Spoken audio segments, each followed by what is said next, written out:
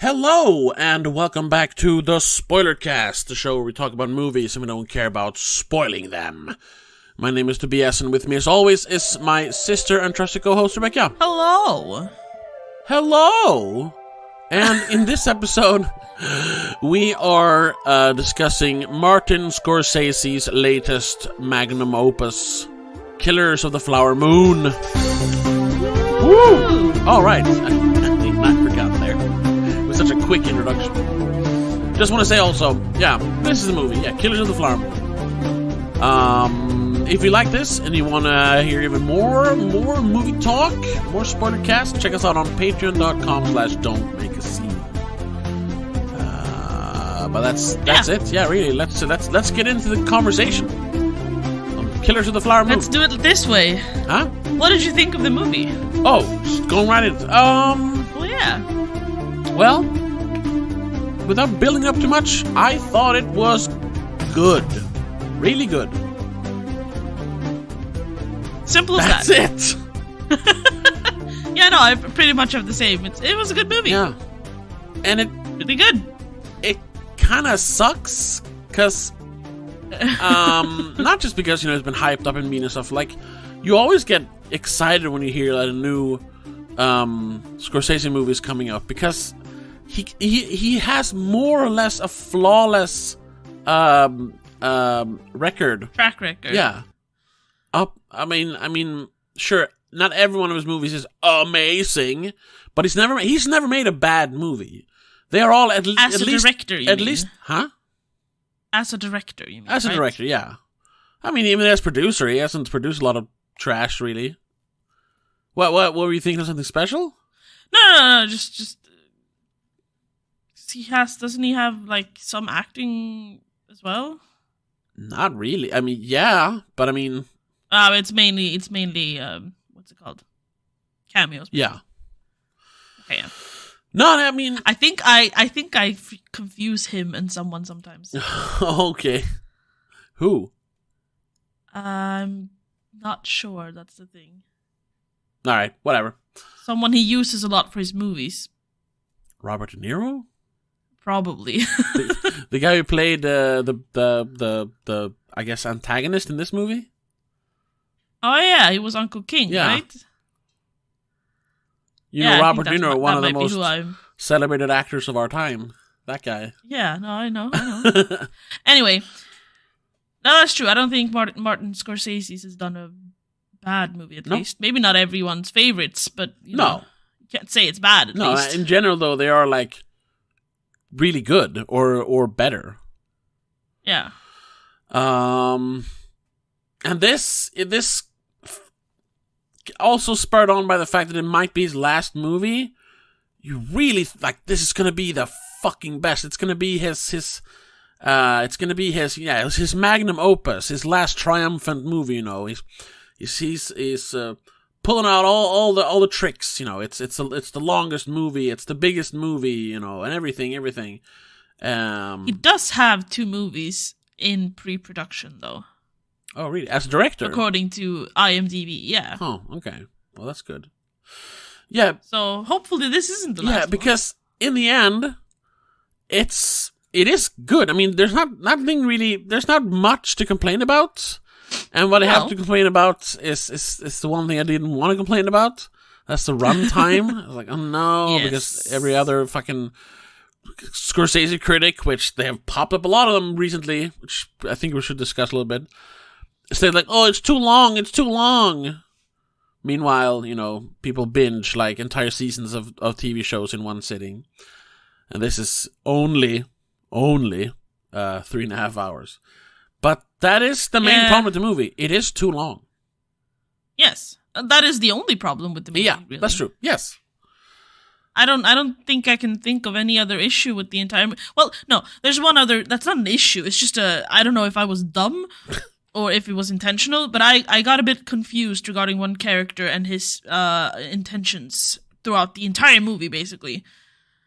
Okay. Well, should we just say maybe for the rest of this, spoilers? Because I think a lot of what we're going to discuss is the story or the plot. Yes. So if you're just here for the non-spoiler stuff, it is really good. Take note of the runtime though, because Yes. It is. Luckily, we did. So Yeah. we went and saw it like early in the day in a comfy, very comfortable theater. Yeah. That helped. Like if I had to, Definitely. if I had to sit through this in like Sergel Salongette, oh my god, I would have walked out. I don't think I could have done it for 3.5 hours. Yeah. But it is a really good movie, and if you're looking forward to it, you're not going to be disappointed. It's a really good movie. No, God, no. Yeah. It's up there among the best of this year, but yeah. There are issues. But yes, so that's spoilers. It. For the rest of this now, spoilers. So you have been warned. The character, are you talking about Leonardo DiCaprio? Yes, because at first I'm just like, is he just that dumb that he doesn't understand, or is he intentionally like hoping that but they're gonna be like, yeah, we're gonna do all this bad stuff. I know it's bad, but I'll be excluded, right? Like I fell in love, so it's fine. They're not gonna touch her. Yeah. That confused me a little bit. And then when he does hurt her, does he really think that it's for her best? You're thinking about the insulin? Yeah, or the additive, really. Yeah. Well, we should just quickly recap in case someone doesn't know. The story or the movie is about the murders of the Osage tribe in the early 20s. In Oklahoma. Yeah, where they had become some of the richest people in the country because they discovered there was oil on the Osage land. So they all of a sudden these dang savages had more money than the white people, and can't have that. So white people, under the guise of being their friends, or at least being like neutral towards them, infiltrated, nestled their way into their families by marriage and being friends and stuff, and just flat out killed them. Yeah. Killed them so they could legally own their land and get all the oil. Because that's what white men do. I mean, that's really what the movie is about. I hate using that white men thing, but that's literally what this is about. So it is literally what happened. It's specifically where we're focusing on one family here, and the Wales. Yeah, what was their name? Or the Burkharts, I'm thinking of. Lizzie Q's sisters. Oh, sure, yeah. Daughters, I mean. They're being the Osage family that is being mainly targeted in this movie. Yeah. And then we have they have all different last names, so it's the Hale family with the Hale, nephews being Burkhart. Yeah. The focus is on Leonardo DiCaprio's character, Ernest Burkhart, who marries one of the sisters, Molly. But at the same time, he is helping his uncle, Robert De Niro, King Hales. Hale. No S. To, commit murder. Just get rid of, all the competition, so to speak. So they can eventually own all the land. They start off showing us them doing like small robberies instead, which is like, okay, so they're just out for money. Yeah, but even then it's like so you like this one Native American girl, but you're fine with robbing others. It was like, yeah, but exactly. It was like, okay, maybe he doesn't think about it that way because it's the maybe 20s. He's just robbing rich people. It's of the time. But then as Robert De Niro's character is just asking him to like, hey, could you hire someone to kill, Molly's sister so your brother can get his land or her land? And he's just like, okay, I'll do that. It's like, but shouldn't you have more respect for your wife at that point, wife's sister, that you shouldn't kill them? At least, if not looking at it through a racial thing, at least have respect for her family. Like, exactly. No, and it was so. And throughout the movie, he's so adamant that he loves his wife. Yeah, but he keeps trying. She suffers from diabetes, and they actually get insulin. I guess it's insulin. We don't know. No, they do get insulin. It's when they add the extra shit that she starts getting bad. Yeah. And we even see him drink some of it himself to try to test it, but he doesn't get sick from it, so I guess he doesn't care. Because I don't think one dose, half a dose even, is enough. Yeah. But it was so confusing. And this is like in the end of the second hour, beginning of the third hour. You're just like, doesn't he understand what he's doing is wrong? Exactly. Isn't he going to get... Or is he... Isn't he... Because maybe in the beginning, but as his love for Molly grows, he understands, like, no, what we're doing here is wrong. We are taking what is... it's not ours to take, basically. Yeah. And you think there's going to be some revelation. But up until basically the very end, like the last half hour, 40 minutes, whatever, is really the courtroom stuff. Because Texas Rangers arrives. Jesse Plemons in his beautiful hat appears and starts like investigating the murders basically, and it's the beginning of the FBI. Yeah, FBI, right. He was a Texas Ranger. That's true. Yes. And it's pretty obvious what has been going on because they haven't really been doing it very secretly. No, they've just been straight up murdering people. Because every white person in the entire city or town or whatever basically are in on it. Yeah. So they don't really care. They're all trying to do the same thing. Yeah. And at first then, because and this is where we understand that, we kind of get it from the beginning, but it really makes sense towards the end, that Ernest, DiCaprio's character, he's kind of simple. He's a bit he's a bit of a, doofus. Yeah.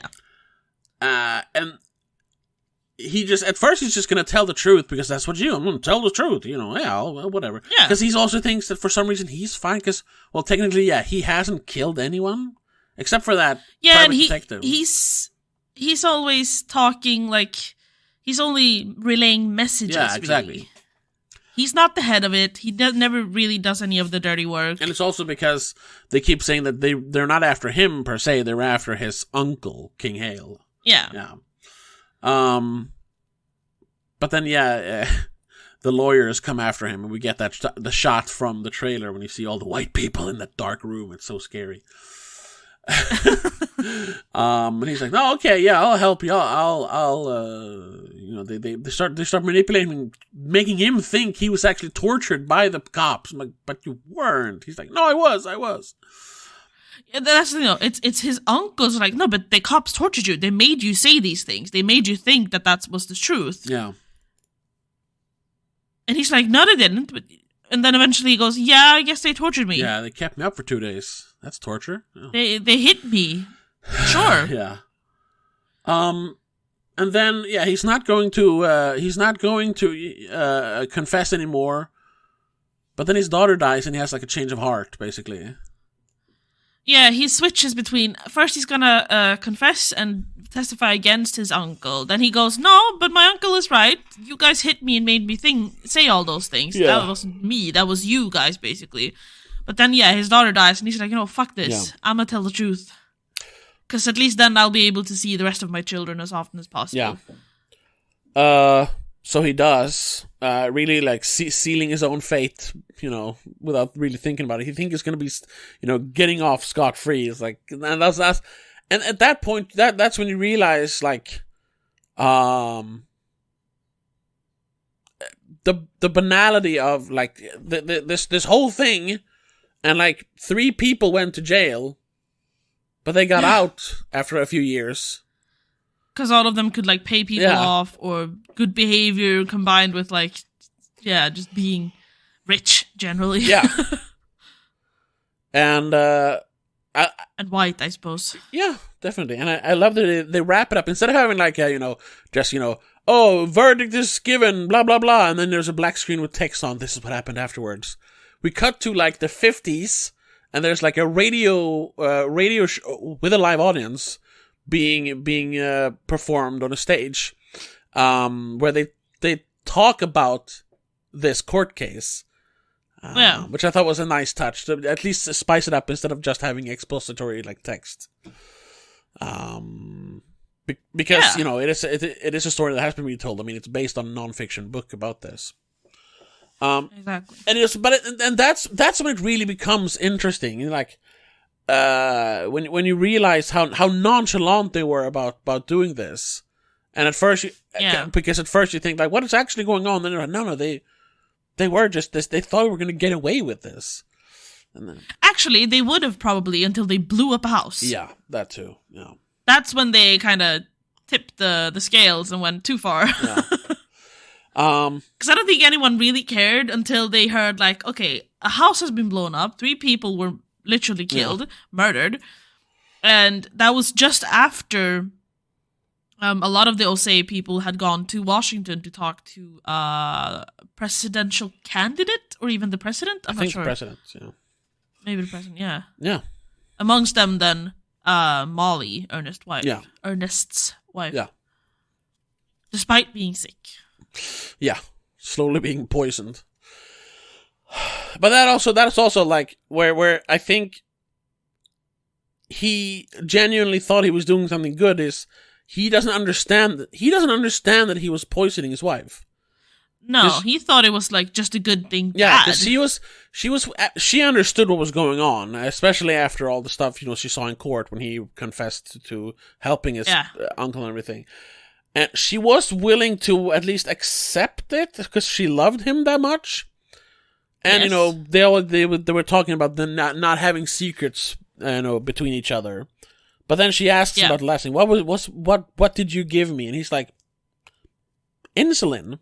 And I don't think he's trying to like hide the fact that he was poisoning her. I think he genuinely thought he was giving her insulin. Because the doctors and his uncle all said like, no, you just need to add this. She'll get better. Yeah. They didn't tell him that it was poison. No, yeah. But then she just walks away because she realizes, it's not he's lying. It's just that he's, He doesn't understand, yeah. But he doesn't understand what he did, which is almost as bad as lying. Yeah. Exactly. If you're dumb enough to not know that you're hurting people, then you're not good. Yeah, exactly.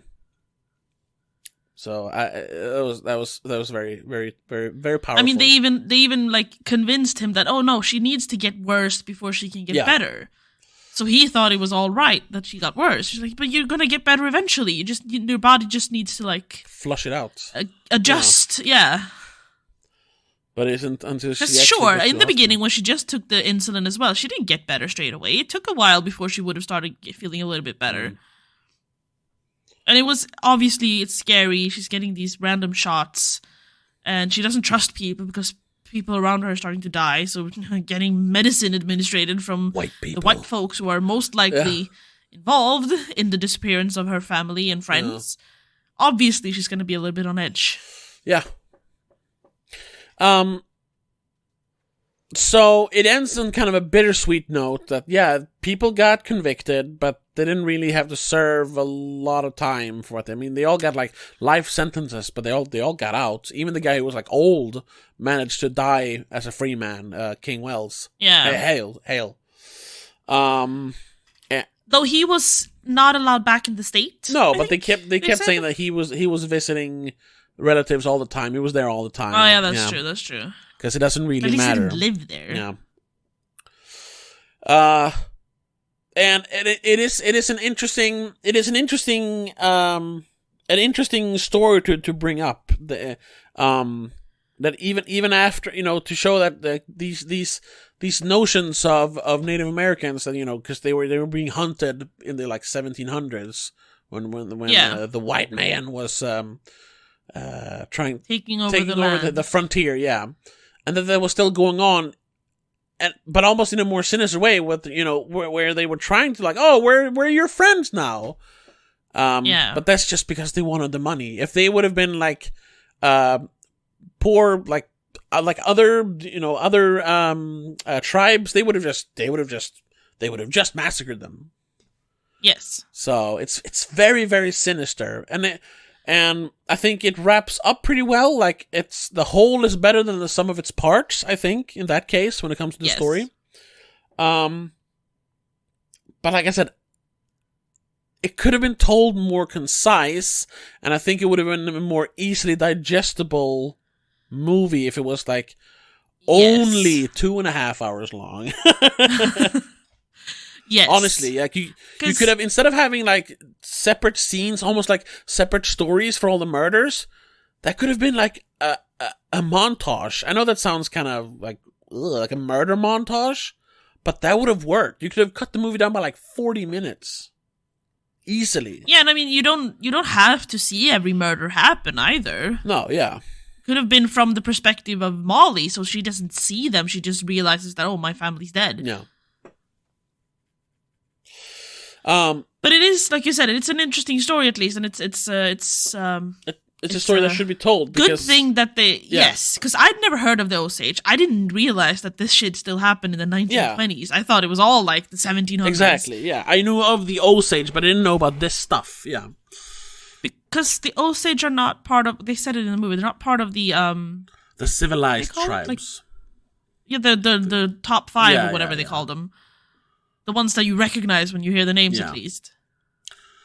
Or almost everyone will recognize them when you hear the names. So it is kind of like I said when we were going home. It's one of those like forgotten chapters in American history that still needs to be told.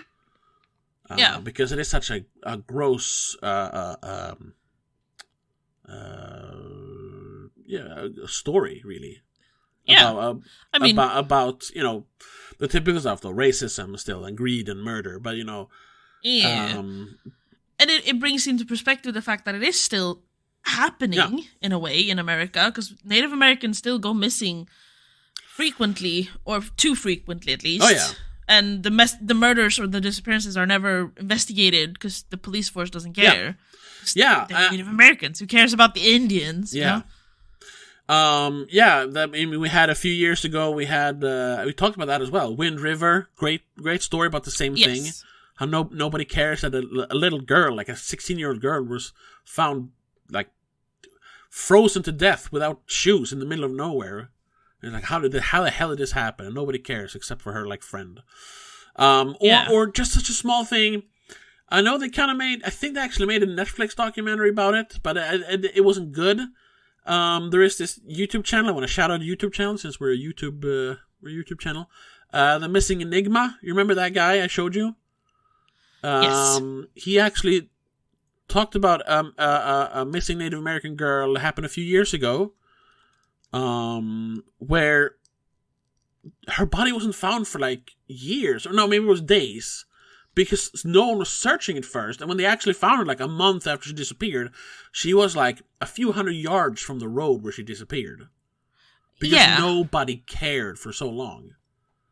The police won't put any money towards it. They don't want to waste their time or whatever. Yeah. And even go like first, you have to wait a certain amount of hours before you can file a missing persons report. 'Cause she probably just ran away from home. Like, no, she wouldn't, though. And I don't remember the exact name of the video, but you can just look up The Missing Enigma and you'll find it. So he interviewed some of her relatives, and really went through all the like police documents, which he usually does, because it's all what it's called, Freedom of Information Act thing. And it just shows that the blatant disrespect, really. It's a really good video, actually. So check it out. It's similar to this. This is better, of course, but it's a very different production. Yeah, exactly. His video didn't cost $2.5 million or $200 million, and didn't have a cast of like Academy Award winners. How many? So many Academy Award winners. By the way, John Lithgow was the name we couldn't think of. We were talking about Lithgow, who that guy was. Yeah. There is one other thing, and this also kind of like, what? Because I usually don't complain about that in Scorsese movies. I didn't think the music fit that well. This, it was kind of this like, sort of like 20s inspired music with a bit of rock, and of course some Native American music put in there. Sometimes it's like, I didn't think of it. It was just specific moments where there's like a super sad scene, but the music is like do do do do do do do do do do, and it's like, what is going on here? The music didn't fit at all. Not all the time, but it was certain moments where it's like, this is not working. I did realize that there were some moments when the music just disappeared completely. Yeah. I don't mind that. Which was both impactful and also felt awkward at times. Because it was supposed to be like, this is a serious moment. We need to be quiet and listen to what they're saying. Yeah. But then the actors went quiet too, and everybody was just quiet. It's like, yeah, what's happening here? What are we trying to say? Yeah. But those are my two big complaints. The runtime, honestly. No, I have one complaint more, and it's the fact that Brendan Fraser did not get more screen time. Yes. Yeah. Because as soon as he opened his mouth, that one scene that he's really in, he just took over the entire movie. Yeah. That was his movie from that point on. It is kind of... Or especially in those scenes when he... Yeah, it is kind of weird. Since he's had such an upswing in popularity, that his character is... I mean, that's the way kind of with John Lithgow as well, definitely. How these huge actors are just unceremoniously in a scene all of a sudden, like, oh, there's Brendan Fraser, and he just starts talking. There's no like big scene like, we gotta bring in the real shark, lawyer guy, and he walks in. No, he's just there. He plays lawyer man. They pan across him. You're like, hold up, that's Academy Award winner Brendan Fraser. But then also, I mean, he does get, like, a few seconds later, he stands up and just booms out. Objection! I want to talk to my witness! Yeah. This is my client, too. I am his lawyer. Like, excuse me, sir? But they don't introduce his character. Same thing with John Lithgow. He's introducing the same pan across the courtroom. Yeah. Like, And when Brendan Fraser starts screaming, John Lithgow starts screaming as well. This is preposterous! And they're just screaming on top of each other. The only one that kind of... Which is a great scene, though, but it's a very strange juxtaposition to everything else in this movie, which has been very calm and solemn and like... I mean, when there's happy, there's excitement, but not when there's anger. The only character outside of the main characters that gets kind of an introduction is Jesse Plemons, because he actually like knocks on the door and they open up and it's like, howdy, I'm from FBI, and everyone's like, fuck, the cops are here. Yeah. So that's the only one, really. Yeah, because we have, I think he turned up at around the same time. The character's name was John Wren, but the actor's Tatanka Means. Oh, the other. He was like the Native American cop dude. Yeah. He just appears. He doesn't say anything really, but he has such a presence whenever he shows up on a scene. I noticed that. Yeah, because he's tall and quiet, and he's just standing there in the background. He's just like. Yeah, I don't want to fuck with that dude. Yeah. And then... Which I guess is what he is. He's like the muscles. Yeah. And I mean, we've spent like 25 minutes now basically not shitting on the movie, but criticizing it. But I think we need, just like I said in the beginning, we need to acknowledge, though, how much good there is in this movie. Oh, yes. First of all, the performances. Oh my god, no one did anything bad. Not even, like, the kids, for Christ's sake. Yeah. And both... DiCaprio and what's the name of the actress who played Molly? Lily Gladstone. Right. Both gave amazing performances. I don't think I've seen her before. I've obviously seen DiCaprio before. And I'd say... Like, I recognized her face, but I couldn't really say why. Yeah, I didn't recognize her. I'm going to look her up. Lily Gladstone.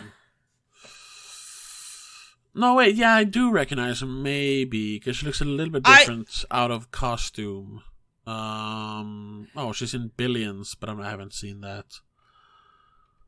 Is she in anything I've watched? No, that's the thing. I can't really say that I've seen any of this, but for some reason I recognize her. No, I haven't... Wait. I actually haven't seen her in anything. She's in TV movies, TV shows. I haven't seen her before. So that's what. But maybe she's just popped up when we've looked at other Native American actors. Yeah, or like if I've seen like trailers to Billions, so maybe I've seen her face there or something like that. But I've never actually seen her before. But she was really good. Yes. Some people are saying like, oh, this is gonna be like she's gonna win an Oscar. They're hyping her up, and I think, and she definitely deserves it. But I think it's a lot of hyping up because of the character she's playing as well. Yes, because I do think she's a little bit flat for the first couple of hours. Yes. Now, It's I'm a not lot- sure it's a lot if of- that is supposed to be the character, Yeah, though. no, I mean it is. They talk about how Osage never talk, or they talk very little. They listen instead. Yeah, but if you compare to, like, her sisters, she is very restrained Stoic, compared to yeah. them. Yeah. And always that goddamn not even- smirk, which I don't like. Was she the oldest sister? She was like a No. middle sister, I think. Yeah, so which is even weirder because the middle sister is usually the one who makes a lot of noise Yeah. because, they never get the attention. Perhaps that's why she's quiet. She doesn't care about the attention, or she's given up. Yeah. I mean, don't get me wrong. I think she was great. Absolutely Yeah. wonderful. So, yeah. Should she be nominated? Sure. Nominated, Yeah. definitely. But then DiCaprio, this... Depending on who else you nominate, though, I'm not sure she'd win. We'll see. see, But yeah. DiCaprio, I think this is his best work. This is what he should win an Oscar for, not fucking Revenant. Because Revenant wasn't acting, that was just, grunting. Surviving. Yeah, it's not acting. He should have got some sort of award for surviving that movie, but he shouldn't get an Oscar. This, however, I thought he was great in it. And the fact that he doesn't play like because you think he's going to be like the good guy. If he's like, all these bad people, but he marries a Native American woman, so he's going to be on their side and try to stop them. No, he's part of the bad guys. He's one of the wolves in this picture. Very, very interesting. And to play the character, really, really capture this, truly not understanding what he does is evil. Because he never comes off as evil. He just comes off as, like, dumb. Yeah, he's just a grunt, basically. And it's so interesting. The character is very, very interesting. It's so interesting to have a bad guy be our protagonist. Yes, because that's the thing also. Before we went into the movie, I said I haven't even seen the trailer. I don't know what's happening. All I know is that Leonardo DiCaprio looks like he's playing the same kind of character as he does in Django. Yeah. You were like, no, he's like the good guy in this that's one. really how they portray him in the Okay, trailers, cool. yeah. And then when he started, I was like, dude, no, he's not. Why is he killing everyone? Well, not him, but, How is he the good guy? I mean, a lot of people are the bad guys in this movie. A lot of people are, they have like, they're, what's the word I'm thinking of? They're contradicting themselves a lot as well. Even the Osage people are contradicting themselves a lot in the movie because they have this council at one point when a lot of the people are dying and they're like, we need to do something about this. And they have a meeting with the chiefs and the most important families. Yeah. And amongst them, they invite and accept a lot of white guys. Because including then Hale and Ernest and couple of others, husbands to these Osage women. Because they do consider them to be friends, good guys. But the thing that I liked about it was that when they start talking about white men in general being bad guys, DiCaprio's character kind of looks uncomfortable. Yeah. Which he should. Like, I don't know if should I feel, am I included in this white man, generalization or are we excluded because we are, but they do talk about white men marrying their Osage women and like thinning out the blood or whatever they call it. Yeah, that's it's very and that's what's so interesting about the movie. How the characters, there's like layers to it, and it's very, very complex. It's not just good guy, bad guy. I mean, with some there are. I mean, because it's so obvious. De Niro's character, we don't know if it's always been that way, but from the moment he is in the movie, it's obvious, like, his friendship, with the tribe and, like, how much he loves the Osage. It's all a show. All he's waiting for is the right opportunity to strike so he can get all their land. Because, like, even in the... I thought I didn't think it, like, it wasn't until, like, when he started questioning Ernest and going, like, hey, that Molly girl, that's when, like, oh, why do you care? Yeah. No, but before that, I was like, maybe he's just a good guy, actually. Sure.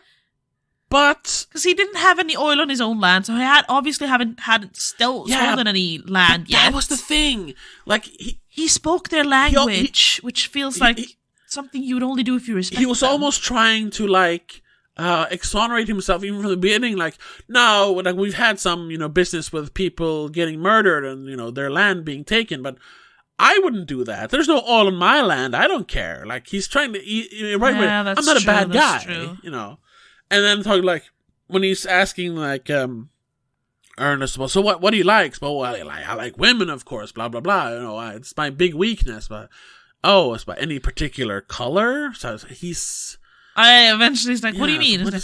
Red? Even red ones. White, black, blue, red. Like, I don't care. I don't care. This sneaky racism around everything. So right off the bat, for me at least, it's like. This guy's up to no good, and I also knew that he would be the bad guy in the movie. But still, but it's so. I got like creepy uncle vibes mainly, and then I started like, okay, no, you have something. But why would your best friend be this Henry Roan, who was like his neighbor, one of the Osage, was a really good guy? It seemed like. Yeah. And they had such a genuine friendship, and when they were at that, like, with the ceremony with the baby or the marriage or whatever it it just seemed so... Everyone liked him. It was like, he can't be a bad guy, can he? But he was just too good at being bad, I guess. He was just scheming. Like I said, he was just waiting for the right moment to strike. He's a fucking snake in the grass. And that's very, very, like, it's very, very well written. All the characters and the story and everything. Yes. And same with the directing. I like that you can definitely tell it's in the Scorsese movie because it has that snappy, which helps with the editing because it's still the same. He still has the same editor as always, Thelma Schoonmaker. I thought she died. I'm happy she still made this movie. I'm glad I was wrong about her being dead. You can definitely tell, like, yes, it has that quick cut, quick, witty, snappy feeling that you get from his, like, gangster movies.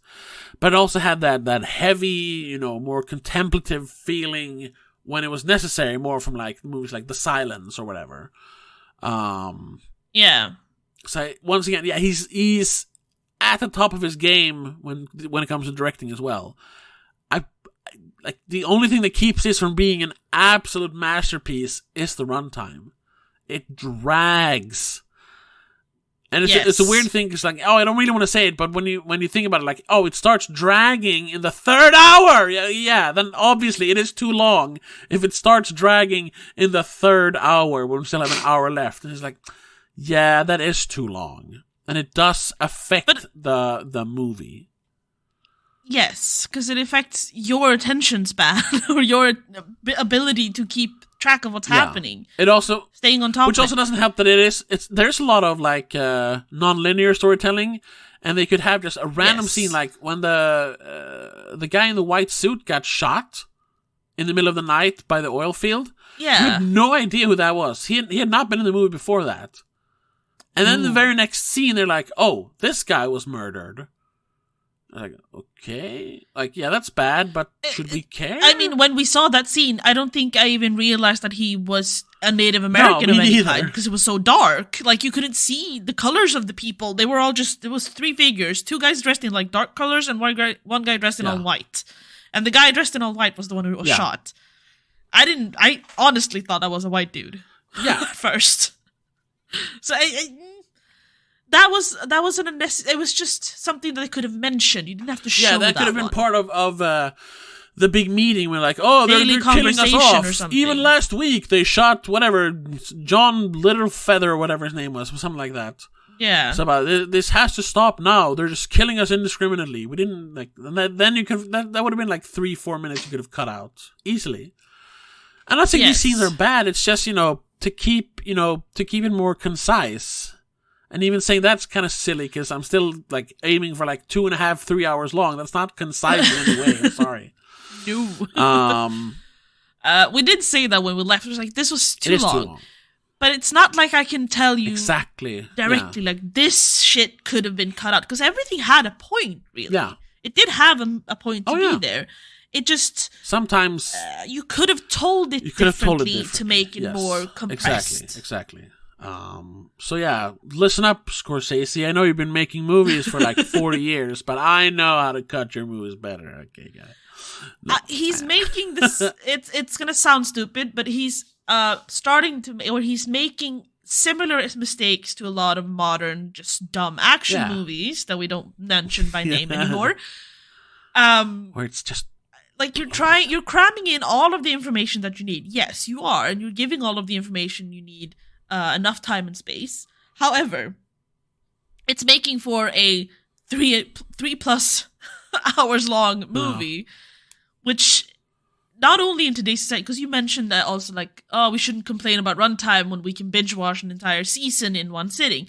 Yeah, but the difference is you have a natural place to pause, step away, go to the bathroom, get food. You don't do that in a theater. No. You do it at home. That's true. Most likely in your bed or your couch.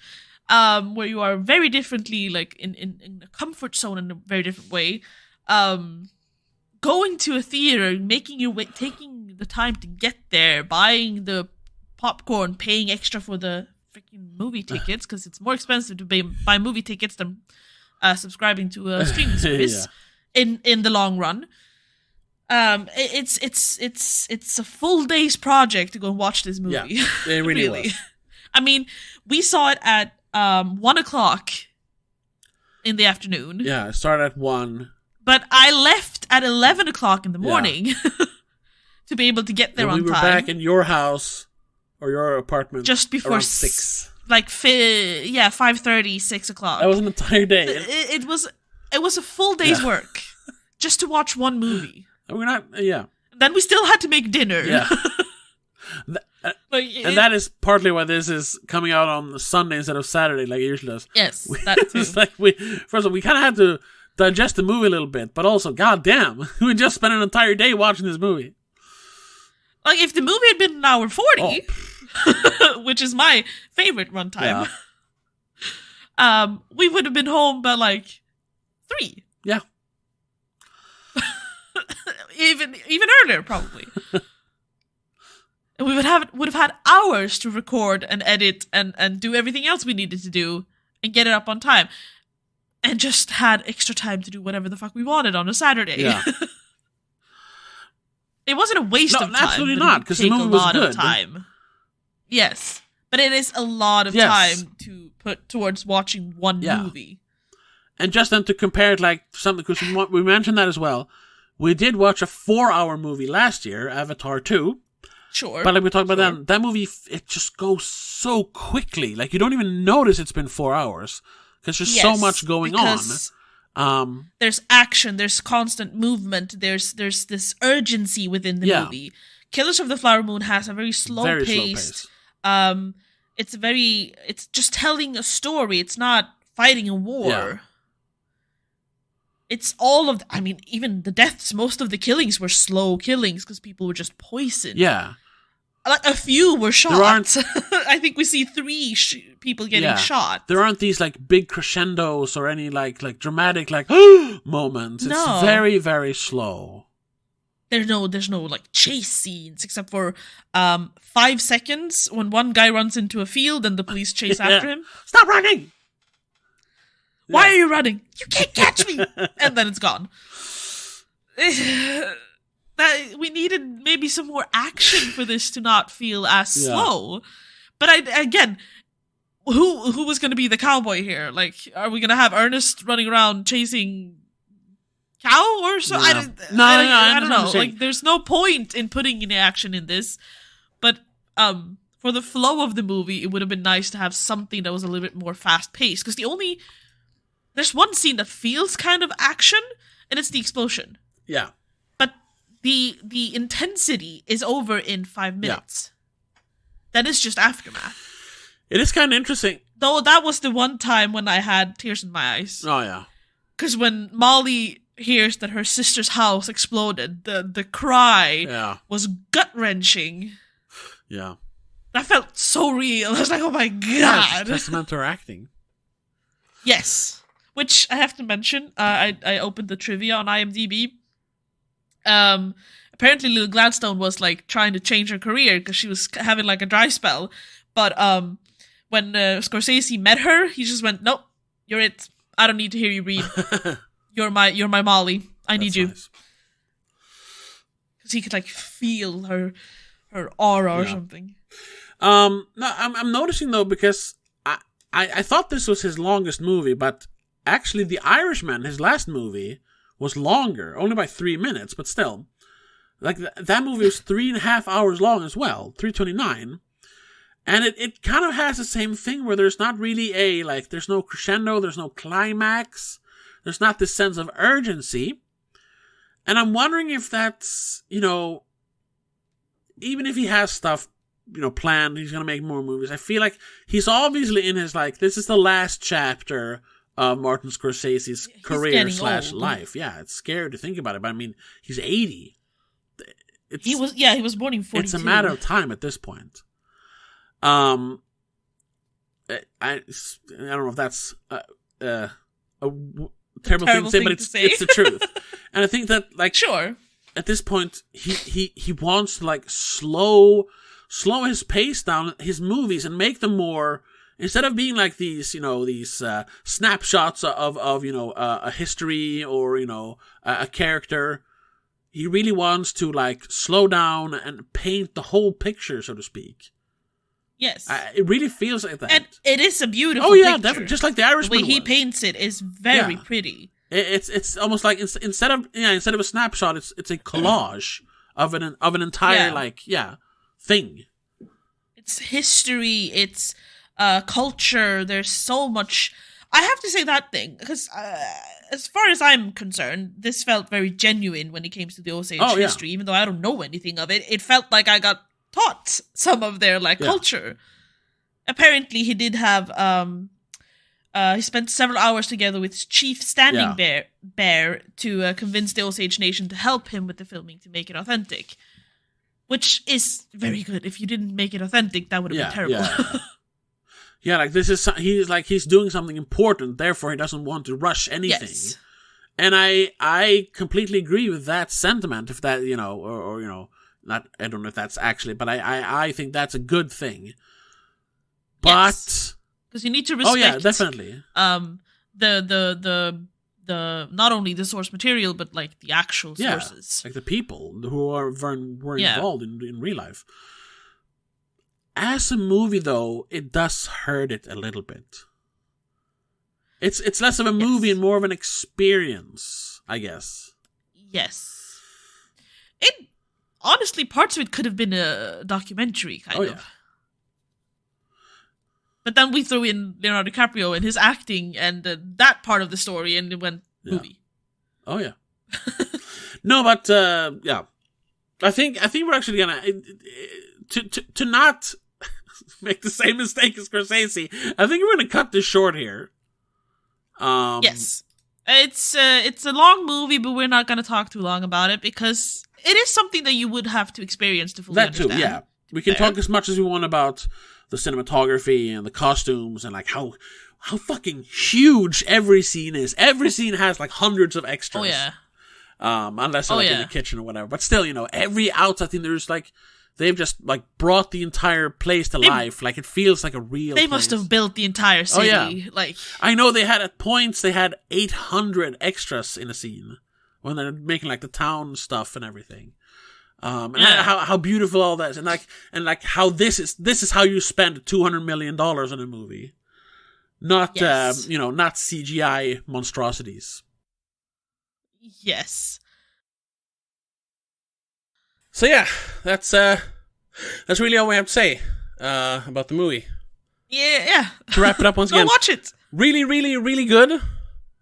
Not the masterpiece we wanted it to be, and some people say it is. Maybe it is, and it just it takes a while to realize it, or I don't know. That might be it.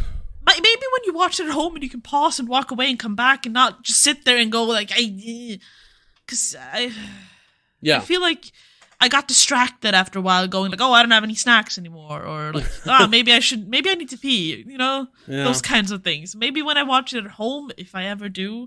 Unfortunately, yes, the runtime is a little bit scary, a little off-putting. Yeah.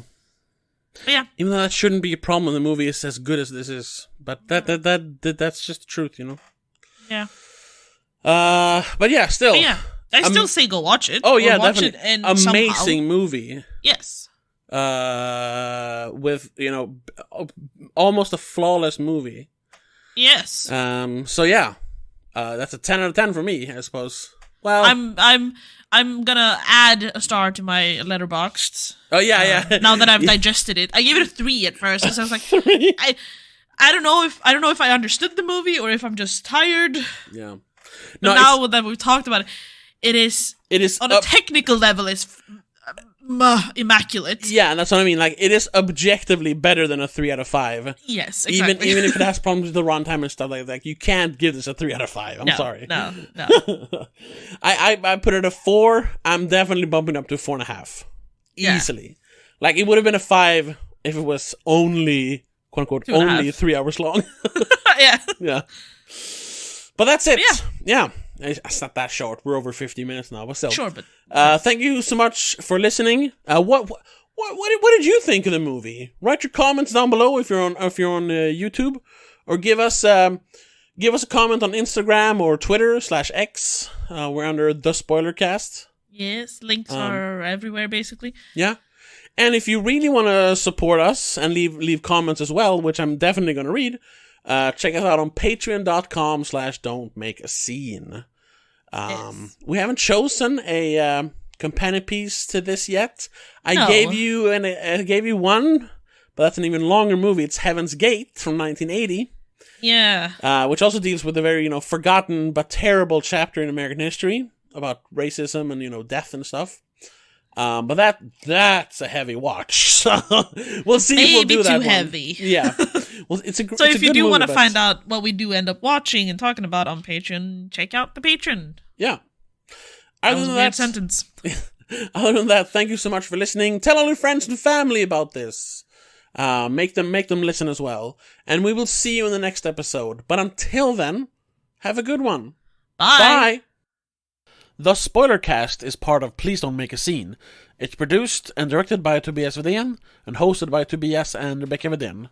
Executive producer is Annika Vedén. I also want to give a huge shout out to all our patrons over on patreon.com/don'tmakeascene. Daniel Geiso, Christopher Billén, Laura Kinney, Mom, Dad, and CK85.